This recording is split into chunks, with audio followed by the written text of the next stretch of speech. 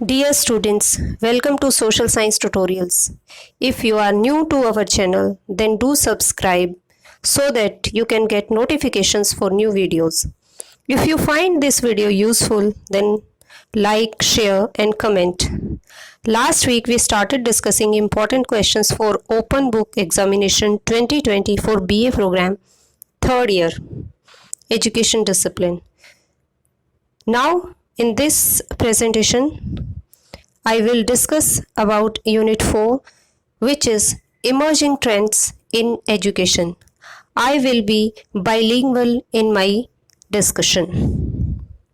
Unit 4 major concepts. तो unit 4 के जो मेजर कॉन्सेप्ट्स हैं जो इस यूनिट में डिस्कस किए गए हैं, एक बार उनको देख लेते हैं, फिर हमें क्वेश्चन समझ आएगा कि किस तरह के क्वेश्चंस पूछे जा रहे हैं.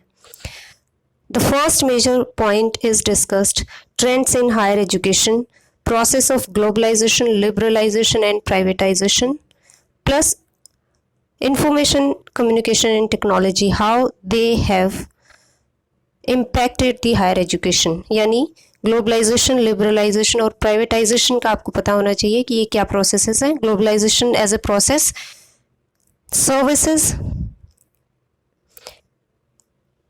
एंड मैन पावर का एक देश से दूसरे देश के बीच जो एक्सचेंज होता है उसे ग्लोबलाइजेशन प्रोसेस कहा जाता है. Liberalization process basically is about the trade between different countries कि एक कंट्री दूसरी कंट्री के लिए अपनी जो इकोनॉमी है उसको खोलती है, लिबरलाइज करती है, उसकी जो टर्म्स एंड कंडीशंस हैं उनको और ज़्यादा ईजी बनाती है, सो दैट एक कंट्री दूसरी कंट्री के अंदर किसी भी तरह का व्यापार, ट्रेड कर सकती है. एंड प्राइवेटाइजेशन, जिसके अंदर आपने फर्स्ट ईयर में भी पढ़ा है कि प्राइवेटाइजेशन एज ए प्रोसेस होता है जिसमें स्वामित्व जो है या जो ओनरशिप है वो प्राइवेट हाथों में होती है, वो गवर्नमेंट के हाथ में नहीं होती है. तो ये तीनों ही जो प्रोसेस हैं ये बहुत इंपॉर्टेंट प्रोसेस हैं. ग्लोबलाइजेशन होने के लिए लिबरलाइजेशन होना ज़रूरी है कि अगर एक देश दूसरे देश के साथ ट्रेड करना चाहता है तो लिबरल कंडीशंस पे ही वो काम कर सकते हैं. और प्राइवेट सेक्टर जो है वो ग्लोबलाइजेशन को आगे बढ़ाने में बहुत उसने इम्पोर्टेंट रोल प्ले किया है. साथ ही साथ इनके जो इन्फॉर्मेशन और कम्युनिकेशन टेक्नोलॉजी है, टेक्नोलॉजी में जो भी चेंजेस आए उसने भी हायर एजुकेशन को इम्पैक्ट किया है. तो किस तरह के इम्पैक्ट हुए हैं वो इस यूनिट के अंदर आप पढ़ेंगे. Then the second thing which is a major part of this unit is GATS which means General Agreement on Trade and Services, entry of the foreign institution, degree and courses etc. तो higher education के context में जब हम liberalise हुए तो global process के अंतर्गत journal agreement on trade and services पे हमने भी साइन किए. और ये साइन बेसिकली एक एग्रीमेंट है जिसमें ट्रेड और सर्विसेज पर कि किस तरह से व्यापार किया जाएगा, किस तरह से जो सर्विसेज है एक देश दूसरे देश को प्रोवाइड कर सकता है और किस तरह से फॉरेन इंस्टीट्यूशंस या फॉरेन इंस्टीट्यूशंस की जो डिग्री हैं, कोर्सेज हैं वो हमारे देश में लाए जा सकते हैं. इन सब चीज़ों को डिस्कस किया गया है. तो जब ग्लोबलाइजेशन हो गया, लिबरलाइजेशन हो गया, तो उसके बाद में गेट्स आए हैं. और इसके अंदर जो मेजर कॉन्सेप्ट्स हैं जो आजकल हमें देखने को हायर एजुकेशन के कॉन्टेक्स्ट में मिलते हैं, कोलैबोरेटिव एजुकेशन यानी दो इंस्टीट्यूशंस जब मिल के इकट्ठी एजुकेशन देने की बात करते हैं. डिस्टेंस एजुकेशन बहुत इंपॉर्टेंट है, रोल ऑफ इग्नू जिसमें डिस्कस किया जाता है. Trans national education, that means एक देश से दूसरे देश में शिक्षा जो दी जाती है उसका कॉन्सेप्ट भी नया कॉन्सेप्ट है. फ्रेंचाइजीज यानी कि एक इंस्टीट्यूशन फ्रेंचाइजी के जो पावर है कि आप हमारे प्रोडक्ट को किसी और जगह पे बेच सकते हैं, जैसे मैकडोनल्ड की बहुत सारी फ्रेंचाइजीज हैं. Like that education institutions also franchise from institutions and branch campuses. इनके बारे में हम थोड़ा सा जानेंगे. The expected question from this particular unit are two. First question is related to GATS, which we will discuss first, and after that we will discuss about the IGNOU and distance education. So we are expecting that language for the question might be like, what is the role of GATS in higher education and what are its implications for Indian education? Or they may write it like that, what are the implications and concerns of GATS in higher education? तो जब भी हम GATS higher education में बात कर रहे हैं तो उनका क्या रोल रहा है और उनका इंडियन एजुकेशन पे क्या इम्प्लीकेशन रहा है, ये हमें डिस्कस करना होगा. तो इस क्वेश्चन का आंसर देते हुए in introduction you can write that in the time of globalization, liberalization and privatization, particularly after adopting liberalization in India in 1992, there are several global trends in educational pattern in higher education, and most significant are the transition from elite to mass and then to universal higher education. कहने का meaning क्या है कि ये तीनों ही जो process है, इसके बाद खासकर 1992 के बाद हायर एजुकेशन में बहुत सारे ग्लोबल लेवल पर हमें चेंजेस दिखते हैं, और वो चेंजेस ये हैं। 3 चेंजेस के बारे में बात की गई है कि पहले कुछ ही लोगों को, एलीट लोगों को ही शिक्षा मिलती थी, हायर एजुकेशन में बहुत कम लोग जाते थे, फिर ज़्यादा लोग जाने लगे और अब तो लगभग यूनिवर्सल यानी सार्वभौमिक तौर पर सभी लोग हायर एजुकेशन की तरफ पहुँचते हैं। तो एक ट्रेंड ये दिखा है। The second trend is the emergence of the private sector. Higher education में प्राइवेट सेक्टर, प्राइवेट इंस्टीट्यूट्स बहुत ज़्यादा खुल गए हैं। Third is the convergence of different technologies that open new avenues to distribute knowledge and to engage larger student audience. तो नई तरह की जो टेक्नोलॉजी है वो, और उसके थ्रू जो एजुकेशनल इंस्टीट्यूशंस हैं वो एजुकेशन पहुंचाने की जो कोशिश कर रहे हैं हायर एजुकेशन में। एक नया अगर हम देखें तो आपके लिए जैसे अभी ओपन बुक एग्जामिनेशन हो रहा है, तो ये ओपन बुक एग्जामिनेशन पॉसिबल इस वजह से हो पाया क्योंकि टेक्नोलॉजी का जो ऑल्टरनेटिव है वो हमारे पास है। तो हायर एजुकेशन में 3 सिग्निफिकेंट ट्रेंड्स देखने को मिल रहे हैं। These trends along with shifting demographies are resulting in internationalization of higher education and it is changing the relationship between institution, the government and its regulatory arms. तो ये जो भी चेंज हो रहा है, इस चेंज से इंटरनेशनलाइजेशन ऑफ हायर एजुकेशन हो रहा है, और इंस्टीट्यूशन, गवर्नमेंट और गवर्नमेंट जो रेगुलेशन एजुकेशन पे लगाती है, इन तीनों का जो रिलेशनशिप है उस रिलेशनशिप पे उसका असर पड़ रहा है। Higher education is rapidly becoming an international commodity, यानी एक वस्तु की तरह सामने आ रही है। लार्ज नंबर ऑफ प्रोवाइडर्स हैं and students have choice to opt for from these. तो बहुत सारे इंस्टीट्यूशंस हो गए हैं देश के स्तर पर, विदेश के स्तर पर, तो बहुत सारी विदेशों की यूनिवर्सिटी भी एजुकेशन प्रोवाइड कर रही हैं। तो इंट्रोडक्शन हमने ये क्यों दिया है, because this is basically giving a background of that how higher education has changed and how higher education has become international commodity and why it has become international commodity because of the globalization and liberalization. And GATS have, जो भी agreement है gets के, उन्होंने इसको और ज़्यादा easy बनाया है। Yet, it must be understood that some of the basic issues have remained the same. Its implications are seen in financing, management and other aspects of higher education. तो introduction में ही हम ये कह रहे हैं, चाहे बेशक से ये चेंजेस हुए हैं, पर फिर भी फाइनेंस का जो इशू है, कौन मैनेज करेगा, और उसी से संबंधित कुछ और इश्यूज़ हैं, जैसे क्वालिटी का इशू है, ये सारे क्वालिटी इश्यूज़ भी हमें देखने की ज़रूरत पड़ेगी। Now coming to the question of role of GATS in educational services. अब गेट्स क्या करते हैं? While the entry and operation of foreign providers or cross-border activities in higher education have been there for a long time, these are described in terms of commercial trade only recently. As I mentioned, after 1992, education has become a service. Earlier it was not under the services. तो ऐसा नहीं है कि entry और जो cross border activities होती थी कि एक देश से दूसरे देश में लोग पढ़ने तो पहले भी जाते थे, लेकिन इसको कमर्शियल सेंस में, ट्रेड के तौर पर जो है बहुत रिसेंटली ही जाना जाने लगा है। Under the GATS, education is one of the 12 service sectors identified to be liberalize. तो 1992 में हमने 12 जो सर्विसेज हैं जिनमें से एजुकेशन एक आती है। बैंकिंग हो सकती है, दूसरी तरह की बहुत सारी सर्विसेज होती हैं, BPO होते हैं, उनमें एजुकेशन को भी जोड़ दिया गया है। And within the education service there are 5 sub sectors: primary, secondary, higher, adult and other under education system जो सर्विसेज होती हैं। Since most of the cross-border activities take place in higher education, so the focus of liberalization to promote further trade is on higher education. तो higher education इसलिए important हो जाती है, और उसी के context में GATS important होते हैं, because higher education में ही क्रॉस बॉर्डर जो एक्टिविटीज़ हैं वो ज़्यादा देखी जाती हैं। लोग प्राइमरी एजुकेशन लेने बाहर नहीं जाते, लेकिन हम ये देखते हैं कि जब हायर एजुकेशन की बात आती है, यूनिवर्सिटी डिग्री की बात आती है, तो बहुत सारे लोग बाहर, देश से बाहर जाने की बात करते हैं।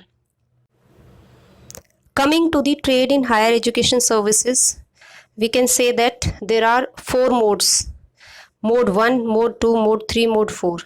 Mode 1 is cross border supply, जिसमें ई लर्निंग या डिस्टेंस लर्निंग के थ्रू कुछ कोर्सेज हो सकते हैं, और इसमें सिर्फ जो प्रोग्राम है उसकी मोबिलिटी होती है, यानी प्रोग्राम कोई एक देश से दूसरे देश में जो भी पढ़ाया जा रहा है वो सिर्फ प्रोग्राम की सप्लाई होती है। उदाहरण के लिए last week I attended one online e learning programme on sociology from Australian university. तो मैंने घर बैठे ही ऑनलाइन जो है ई लर्निंग का एक कोर्स कर लिया, जो कि किसी और यूनिवर्सिटी से मैंने किया है। तो मोड 1 में क्रॉस बॉर्डर सप्लाई उसके अंतर्गत आती है। Mode 2 is consumption abroad. ये बहुत पुराना मोड रहा है, जिसमें स्टूडेंट जाता है पढ़ाई करने के लिए, तो एक तरह से स्टूडेंट की मोबिलिटी होती है मोड 2 में। तो कंजप्शन करने के लिए हम बाहर जाते हैं। मोड 3 कमर्शियल और physical presence of the institution या इंस्टीट्यूशनल मोबिलिटी, और जिसके अंदर आते हैं ब्रांच कैंपसेस। इसके अंतर्गत बेसिकली होता है कि एक देश से जो एजुकेशनल इंस्टीट्यूशन है वो किसी दूसरे देश में अपनी ब्रांच खोलता है, इसीलिए उसे कहा गया है ब्रांच कैंपस। मोड 4 है डिलीवरी अब्रोड।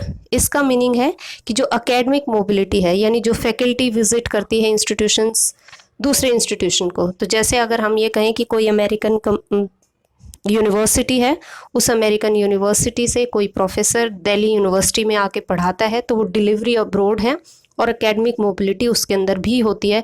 यानी एक यूनिवर्सिटी दूसरी यूनिवर्सिटी के साथ कुछ समझौता करती है, किसी तरह की टर्म्स एंड कंडीशंस होती हैं, उन कंडीशंस के अकॉर्डिंग फैकल्टी विजिट करती है, और वो फैकल्टी यहाँ आके रिसर्च कर सकती है, पढ़ा सकती है, एक्सेट्रा।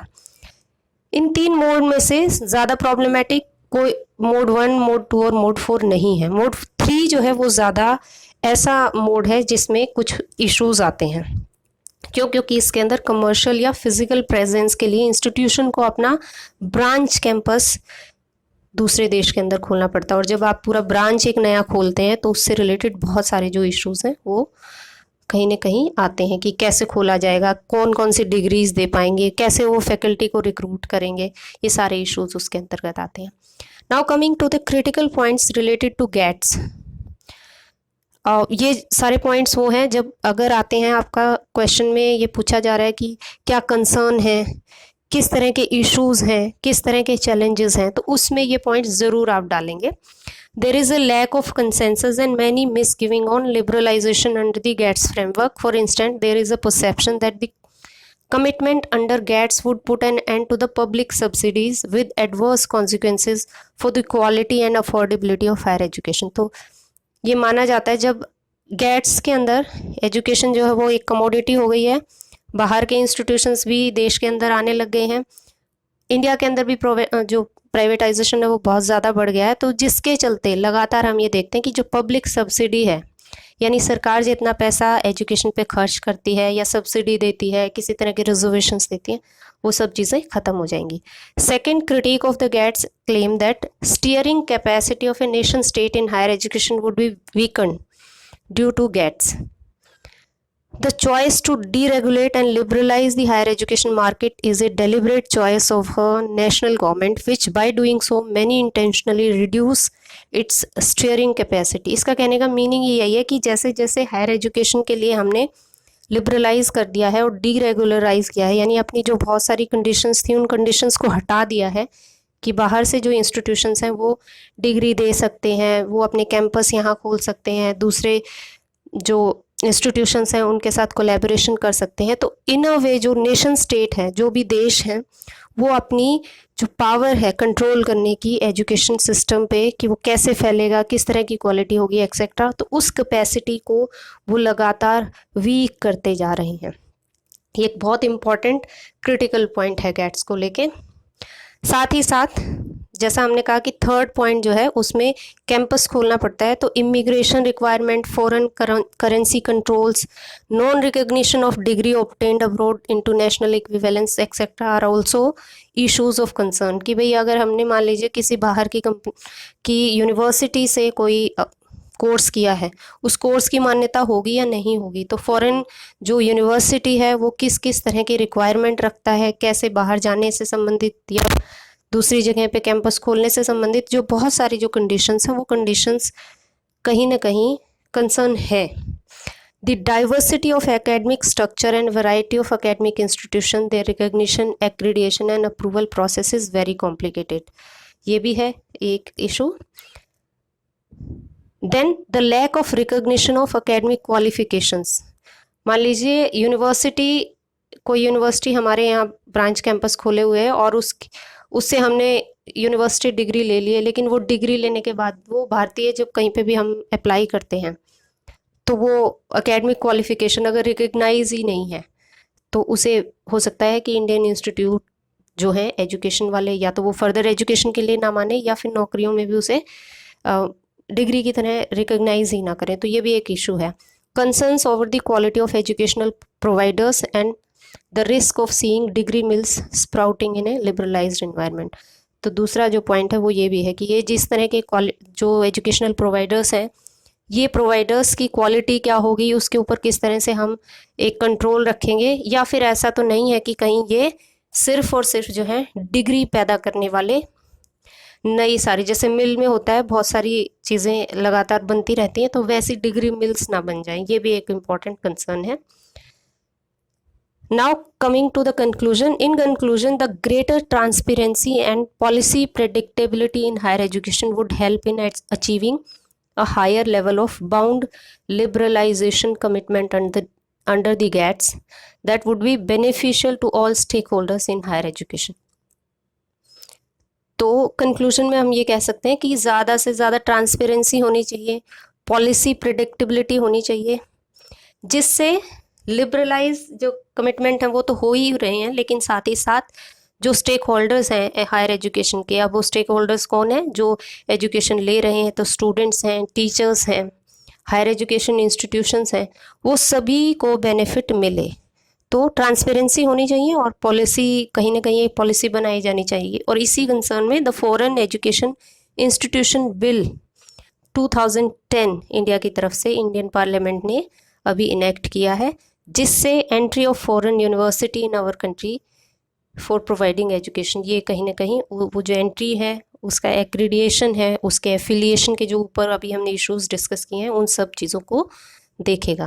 तो अगर ऐसा कोई क्वेश्चन आता है उस क्वेश्चन को आप इस तरह से, मैंने आपको सिर्फ इम्पोर्टेंट पॉइंट्स बताए हैं, you need to reiterate your questions according answer according to the question. जो क्वेश्चन की लैंग्वेज है उस लैंग्वेज के अकॉर्डिंग आपको थोड़ा सा अपना इंट्रोडक्शन और जो कंक्लूजन है उसको थोड़ा रीवर्ड करने की ज़रूरत पड़ेगी।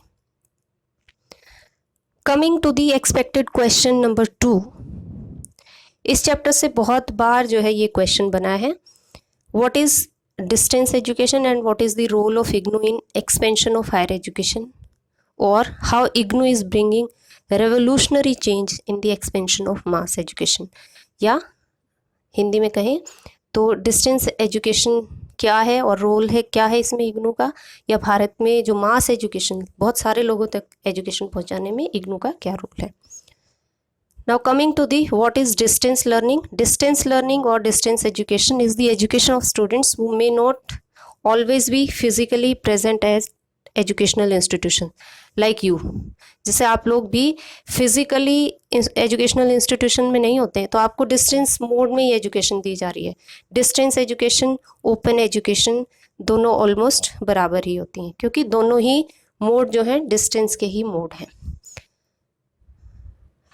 It can also be described as education via communications media, correspondence, radio, television, etc. with little or no classroom or face-to-face contact between students and teachers. In distance education, the learner is separated quasi-permanently or throughout the period of learning. तो यानी हो सकता है कि कुछ समय teacher और student मिलते हों, क्वाजाई परमानेंटली का मतलब ये है, या फिर लर्नर हमेशा ही सेपरेट होता है through out period of life. जो लर्निंग प्रोसेस है उसमें टीचर और स्टूडेंट कभी भी फेस टू फेस आपस में सामने नहीं आते। Forms the teacher and learning group, and instead of interpersonal communication there is a technological medium available for the same. तो interpersonal communication ना होके ये भी हो सकता है कि सिर्फ जो टेक्नोलॉजी है उसके मीडियम से भी कोर्स प्रोवाइड किया जा रहा हो। तो आजकल जो सारे ई लर्निंग प्रोग्राम्स हैं उनके अंदर कभी भी face to face teacher student का कोई भी पर्सनल कम्युनिकेशन नहीं होता है, बल्कि टेक्नोलॉजी के माध्यम से ही जो कम्युनिकेशन है वो होता है. Distance teaching is the family of instructional methods in which the teaching behaviors are executed apart from the learning behaviors, so that the communication between the teacher and learner must be facilitated by print, electronic, mechanical or other devices. यानी कि जो सारी instructions हैं वो instructions face to face ना देके ये जो वाया प्रिंट, इलेक्ट्रॉनिक, मैकेनिकल, जैसे आप लोगों को असाइनमेंट के बारे में कोई इन्फॉर्मेशन देनी होती है, पेपर के बारे में कोई इन्फॉर्मेशन देनी होती है, प्रिंट मटेरियल आपको स्टडी मटेरियल मिलता है, इलेक्ट्रॉनिकली वाया इंटरनेट जो है आपको बहुत सारी जो इन्फॉर्मेशंस हैं वो पहुंचती हैं. वो डायरेक्टली आपको टीचर्स नहीं बताते, बल्कि आपको वो इलेक्ट्रॉनिक जो मीडियम है उनके थ्रू आपको वो चीज़ें पता लगती हैं. इस तरह से आप कुछ और लाइन्स जो है डिस्टेंस एजुकेशन को डिफाइन करने में लिख सकते हैं. Most of these lines are taken from your textbook only, but you can change a little bit. The language has been changed here as well, and you should always try to change the language. Now coming to the objectives of Indira Gandhi National Open University or IGNOU. These objectives are taken from your book only, and objectives cannot be changed as such, so you can write them if a question seeks for the objectives. But when it comes to the role of Indira Gandhi University open book examination का देखिए सबसे बड़ा फ़ायदा ये है that you can change the language which is written in the book, and you can make it as per the requirement of the question. So we can write that IGNOU is working towards higher and technical education available to large sections of population. It is giving, to give की जगह हम कर सकते हैं it is giving special attention to the needs of the disadvantaged group, in particular people in the rural area, teachers and women. We can also say that it is relating all its courses to the developmental needs of the individual. So like that you can change the language of the book and write your answer. तो एक तरह से जो भी आपके पास available जो भी sentences हैं उन सेंटेंसेस को आप चेंज कर सकते हैं, और इस तरह से इस क्वेश्चन का जो आंसर है कि what is the role of IGNOU in education, आप हर एक जो ये सेंटेंसेस हैं इन सेंटेंसेस को थोड़ा चेंज करते हैं और उसको लिख सकते हैं. That how it is trying to provide post graduate students research opportunity in the field of knowledge, in the field of technology. It is also focusing on the applied, so you can write like it is also, इसको काट सकते हैं आप, and you can write that it is also focusing on applied technical vocational courses and to operate in a cost effective manner to make effort to become self sufficient in an operational cost. So like that you can change the language, and you will be able to write what is the role of IGNOU in spreading the mass education. Okay, IGNOU is also playing important role as it provides flexibility. ये 2-3 points और हैं जो आप लिख सकते हैं, that it is providing flexibility in all respect. So it provide flexibility in terms of programs, courses, mobility of students from one system to another, or students can switch over from conventional to unconventional system of or vice versa. Yeah, it also gives a flexibility in the duration of study. So in that ways it provide lots of flexibility to the learner. The program profile of the IGNOU has an intermix of academics as well as continuing and extension education programme. ये भी सबसे important बात है कि ये 2 तरह के courses provide करती है. ऐसे कोर्सेज जो बेसिक एकेडमिक्स के कोर्सेज हैं, फॉर एग्जांपल जैसे BA programme, BCom programme etcetera, and at the same point of time it is providing the continuing and extension education programmes. तो ऐसे प्रोग्राम्स जो कि प्योर एकेडमिक्स से रिलेटेड नहीं है, स्किल बेस्ड है, वोकेशनल एजुकेशन से रिलेटेड कई सारे कोर्सेज करवाते हैं. तो IGNOU दोनों तरह के कोर्सेज करवाती है. ऑल्सो लास्ट जो पॉइंट है ये आपको बुक में नहीं मिलेगा, I have added this, that recently IGNOU started e programmes which are totally online instruction based programme. So IGNOU open distance में ऐसे कोर्सेज भी प्रोवाइड कर रही है जो कि ई प्रोग्राम्स हैं. No doubt distance education is self study, but the students far from being alone benefits from the interactions with tutor and supporting organization. So the interaction is in the form of two-way traffic through the written or otherwise mediated communications between the learner and their tutor. तो ये basically बात कर रहे हैं जो distance mode होता है वो सेल्फ स्टडी नहीं होता है, रादर इसके अंदर ये टू वे प्रोसेस होता है और इसमें बच्चे असाइनमेंट देते हैं. तो ओपन में और डिस्टेंस एजुकेशन में जो एक डिफरेंस है वो डिफरेंस यही है कि डिस्टेंस में थोड़े समय के लिए face to face teaching learning भी होती है और इसमें असाइनमेंट्स भी सबमिट किए जाते हैं और इंटरनल असेसमेंट इसके अंदर होती है. दिस सिमुलेटेड कन्वर्सेशन और internalize conversation stimulates activity reason and individualistic presentation. तो ये हेल्पफुल होती है जो भी इंडिविजुअल्स हैं उनको पढ़ने पढ़ाने में. तो ये लास्ट इन अ वे हम लिख रहे हैं कि ऐसा नहीं है कि ये एजुकेशन सिस्टम सिर्फ ये है कि इग्नू सिर्फ इंस्ट्रक्शन देता रहता है और स्टूडेंट सेल्फ स्टडी करते हैं, rather it is a to be process and both learner and teachers are engaged in the process of education system. Thus, in conclusion, we can say that distance education programs have emerged throughout the world to serve new students with a diversity of need. यानी देश पूरे जो देश विदेश है उसके अंदर distance education के प्रोग्राम्स आ रहे हैं और वो डाइवर्सिटी ऑफ नीड्स हैं, अलग अलग तरह के लोगों की ज़रूरत है, अलग अलग तरह के वो कोर्सेज करना चाहते हैं, उसके अकॉर्डिंग वो सर्व करते हैं स्टूडेंट्स को. Indira Gandhi Open University is also playing a crucial role in providing diverse courses as per need of the learner through distance learning. इस तरह से कंक्लूडिंग जो रिमार्क है वो आपको हमेशा लिखना चाहिए. इन कंक्लूजन जो भी क्वेश्चन ऑफ द लैंग्वेज है उसको कहीं ना कहीं दोबारा से रीइटरेट करते हुए, अगर उसने पूछा हुआ है कि इम्पोर्टेंट रोल है तो आप ये लिखेंगे कि इसका एक इम्पॉर्टेंट रोल है और ये एक इम्पॉर्टेंट रोल प्ले कर रही है and that important role is discussed by us in the previous lines, या जो भी आप उस तरह से उस आंसर को ज़रूर लिखेंगे. ठीक है, thanks for watching. Please like, share, comment and subscribe social science tutorials. Thank you for watching.